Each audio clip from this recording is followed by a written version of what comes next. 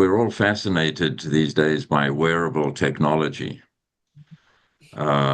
We wear products that measure not only our steps, but our heart rate, our caloric intake, our weight, and sometimes we almost have too much information, and we don't always have beneficial ways of putting it to good use.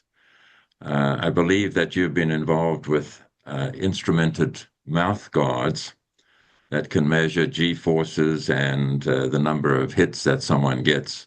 Tell me about that instrumentation, please, and also how this information can best be used for athletes preventatively. Yes, absolutely. This is extremely exciting and interesting for me now. Again, going back to what I said about Hippocrates, the first responsibility of a physician is to prevent disease. So, working with bioengineers who initially were at the Cleveland Clinic and also here at the University of Pittsburgh, they've formulated a mouth guard, regular mouthpiece, and they put triaxial accelerometers in this.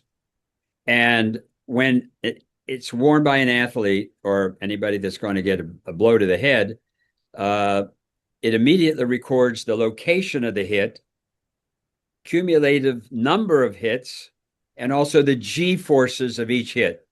So now it's possible to be in the eye in the sky at an NFL game, which it's not in the NFL yet, but it hopefully will be. Or you're the parent and your son's playing football or soccer or rugby, and his mouth guard is now connected by Wi-Fi to your phone. You know not only the number of hits and the location of the hit, but the G forces of each hit to his head. And Ian Falvey, who is the head of the International Rugby Association, have now monitored several million hits in rugby, and they've established this as a mandatory wearing piece in World Rugby now. And basically they've also, what I've had in my mind for many years is we need a dosimetry badge for concussions. You mentioned CTE in the past, and it's thought that multiple repetitive hits to the head result in neurodegeneration. Well, how do you measure that energy? Well, now I believe this particular mouthpiece will be able to be used to monitor the cumulative forces, the cumulative energy and G forces, and maybe give us a threshold. We know now in World Rugby, if you get hit in the head and it registers 70 Gs on the iPad the trainer has, you should take that patient out, that athlete out, examine him for a concussion. This is unprecedented.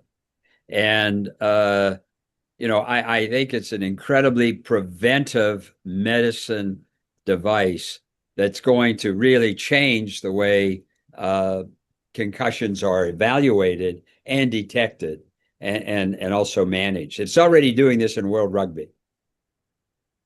That's very interesting, and I'm intrigued to hear that because I am a rugby enthusiast myself, and I'm going off to the World Cup next year in Australia. Fantastic. Well, they'll be wearing these.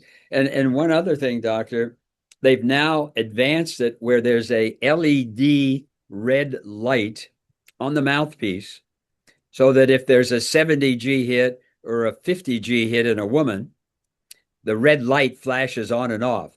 So the individual can't say, nothing happened to me. You The other mocked. players see the flashing red light. Thank you for tuning in, and I hope this conversation has given you a preview of what's ahead at SMA's annual Scientific Assembly in Houston this year in November. We've built an engaging program designed to inform you, inspire you, and connect you with colleagues. Visit sma.org or scan the QR code to explore the full agenda and register. We would be delighted to have you join us.